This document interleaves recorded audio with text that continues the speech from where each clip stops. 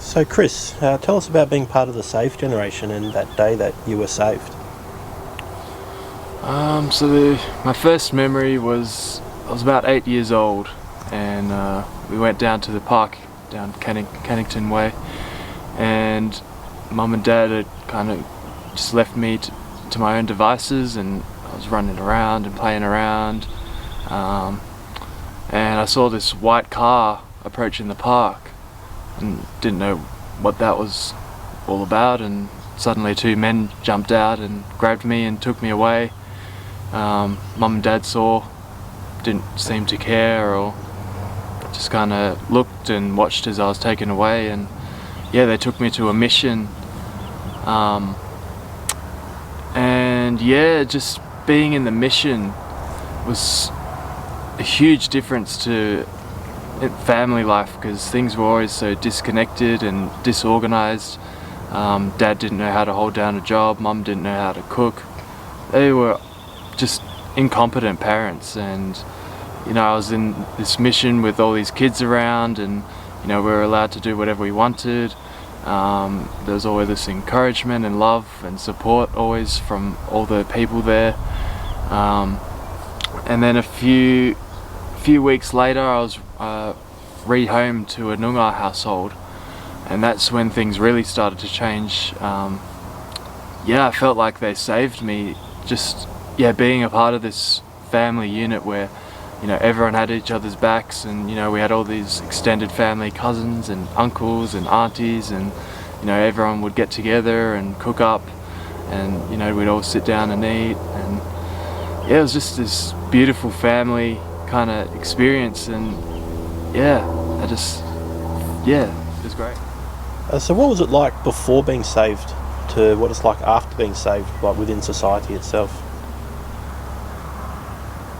There was no culture, there was no respect for the land and nature.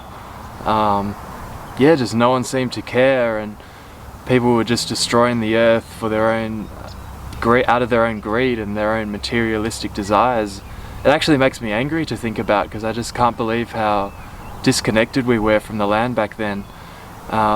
And the education system just made absolutely no sense. The stuff they was teaching us was so hypocritical.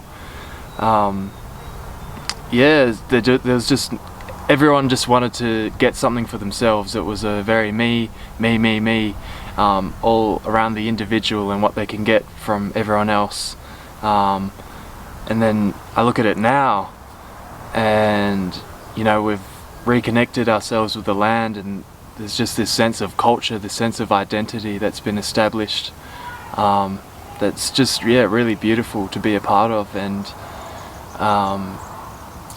it's just a more harmonious society. People are out to look after each other, care for each other. It's not about what you can get out of someone else. It's kind of, you know, give and take. And the education system is just more in tune now with the land and with our lifestyle. Tell us a bit about, you know, living in suburbia before you were saved, and now how you live within the Noongar family setting. Well, back in suburbia, I mean, it's just concrete and not a lot. We didn't have a lot of trees and nature and stuff around. It was, it almost felt like I was like caged up. Like there's nowhere for me to go, nothing really for me to do.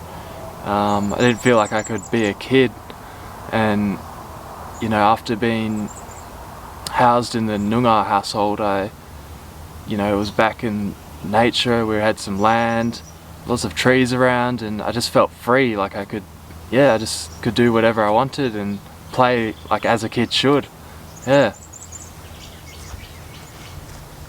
What would you say to the people who are responsible for this the way of life that we're living now? I mean, I'd just like to thank them, honestly. I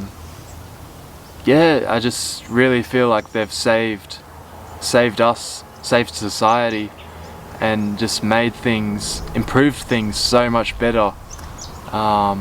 Just the way of living, being more in tune with the land and being more connected to culture and identity. Yeah, I think, yeah, just thank you.